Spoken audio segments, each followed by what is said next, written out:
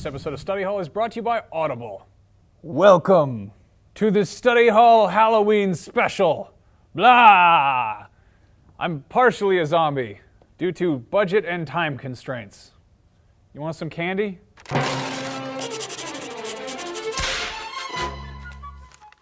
Greetings, boys and ghouls, girls.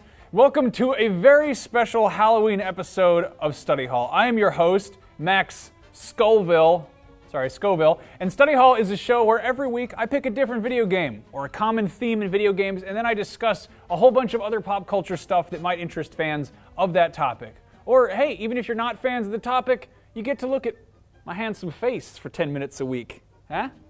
As it is Halloween this week, I figured I would take the chance we could all talk about something real special. Zombies. I know, we're all sick of zombies in pop culture because in spite of the fact that they've been done to death, they still keep showing up, which is sort of what zombies do. But I figured, hey, it's Halloween. If you can't talk about how much you love zombies on Halloween, when can you?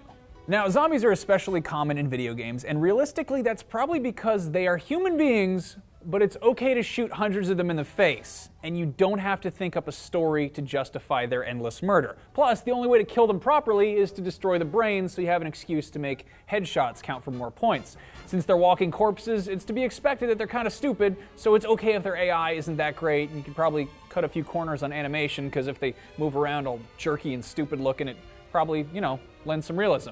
Now, I'm sure you guys are going to want to chime in how I should have mentioned stuff like Dead Rising, or Dead Island, or Dead Light, or Left 4 Dead, or any of the other dozens of recent zombie games, but I'm not going to talk about any of that stuff. Instead, we're going to talk about some of the classic stuff and some of the weird stuff. It's my personal favorites.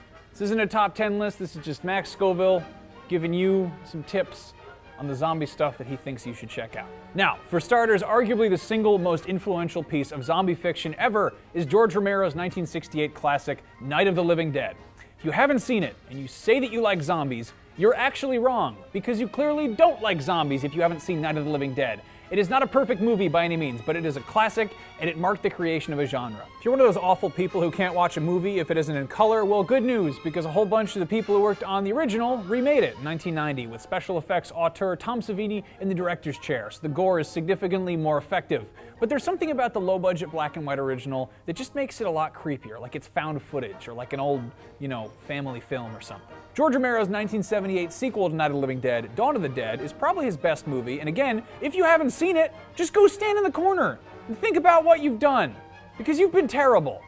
In Dawn of the Dead, Romero creates the first proper zombie apocalypse, with a group of survivors holed up in a shopping mall, fending off zombies and hoping help will come soon, and having some wonderful montages of them trying on hats and stuff. The 2003 remake, Dawn of the Dead, launched the career of visionary director Zack Snyder, who's probably my least favorite director working these days, but I still can't deny that his adaptation is really good, even if it does turn Romero's slow, bumbling corpse-like zombies into these, fast parkour zombies.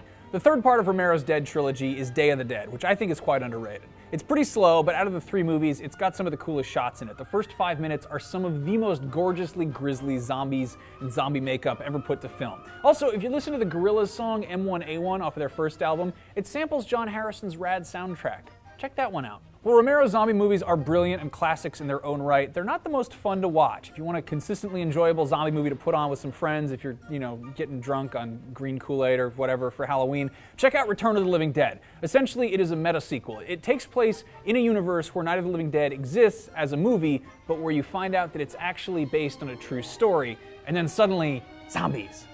It's also pretty hilarious, and it has a great soundtrack with songs by The Cramps, The Damned, and Roky Erickson, so check that one out. In the same way that Return of the Living Dead was sort of but not really a sequel to Night of the Living Dead, Dawn of the Dead has a sort of but not really sequel too, from Italian horror wizard Lucio Fulci.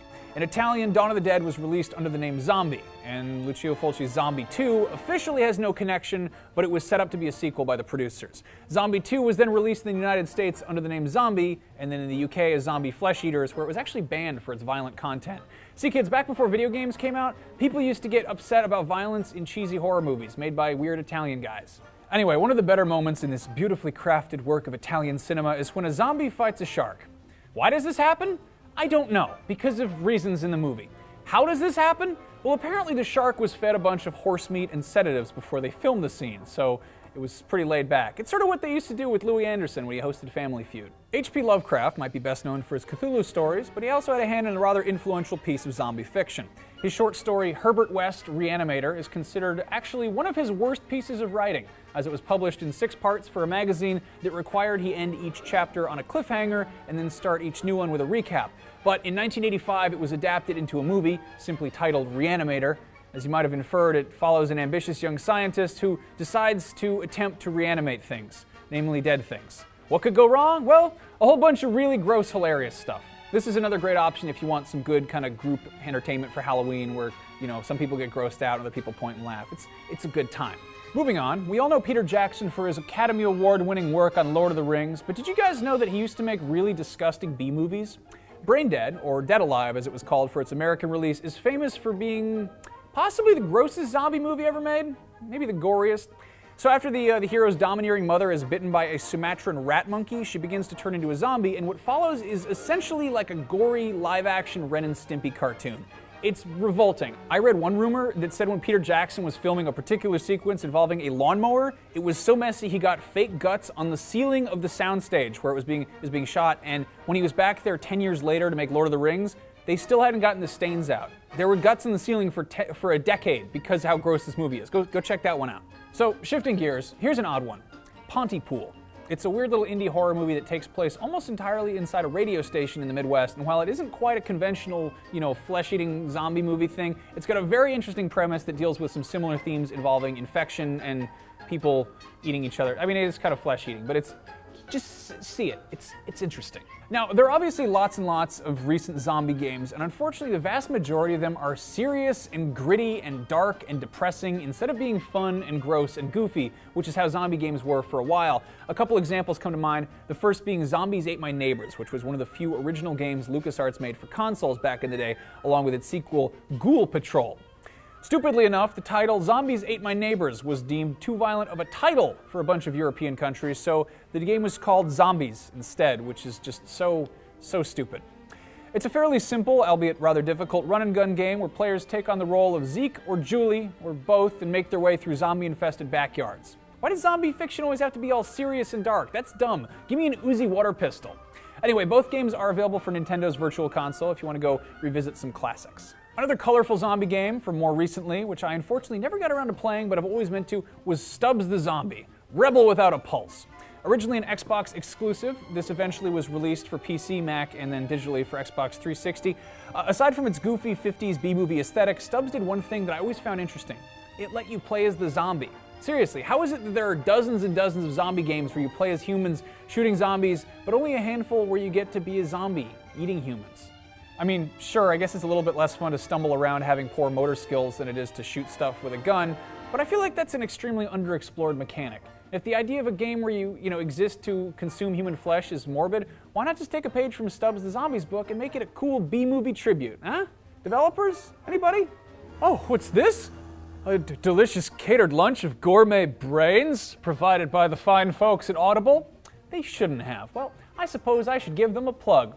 Audible, if you're unfamiliar, is the leading source of audiobooks and spoken word entertainment with a selection of over 100,000 titles to choose from, which can be downloaded for keeps and played back from any MP3-capable device of your choosing. If you want to educate yourself on the classics, but think that the classics could have used more flesh-eating zombies, check out Pride and Prejudice and Zombies, which takes Jane Austen's classic about foofy old British people courting each other and shakes things up by adding some undead cannibalism. To get a free audiobook of your choosing, zombie-related or otherwise, head to audiblepodcast.com/studyhall and sign up for a free trial membership. Every sign-up helps support the show, and every audiobook you listen to will make your delicious brain grow bigger and juicier. I mean, they'll make you smarter, sorry. Okay, before I go, I'd like to make a very special music recommendation. A personal favorite of mine, The Misfits. It can be easy to write off The Misfits as your typical spooky, dark, brooding, angry teenager music, but really they were just a bunch of horror movie nerds who thought that skeletons and vampires and zombies and stuff were pretty cool. What's wrong with that? The best work was definitely before lead singer Glenn Danzig left to become an evil heavy metal muscle man, but I have to admit that their later stuff is pretty fun too, though it has a much different, more polished sound. The video for Scream has some fun zombies in it, and the song Saturday Night is probably my favorite of theirs, so check those ones out. That is all for today's spectacular episode of Study Hall. I hope you guys had a great time. There is the bell, the spooky bell. Be sure to tune in next week for an episode all about Call of Duty Ghosts and modern military fiction. Just kidding, it's my birthday next Tuesday, so we're going to do that Gundam episode you guys keep asking for. Just kidding again. This is actually the final episode of Max Scoville's Study Hall. I must now transform into my true shape of a falcoon, which is a hybrid between a falcon and a raccoon, and I will return to my home planet of Danzig. Goodbye, and I love you all. Follow me on Twitter.